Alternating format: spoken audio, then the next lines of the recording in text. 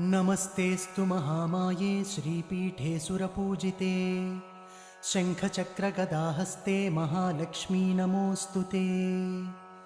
नमस्ते गरुडारूढे कोलासुरभयङ्करी सर्वपापहरे देवी महालक्ष्मी नमोऽस्तु ते।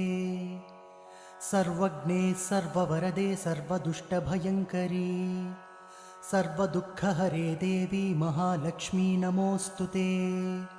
सिद्धिबुद्धिप्रदे देवी भुक्तिमुक्तिप्रदायिनी मन्त्रपूते सदा देवी महालक्ष्मी नमोऽस्तु ते।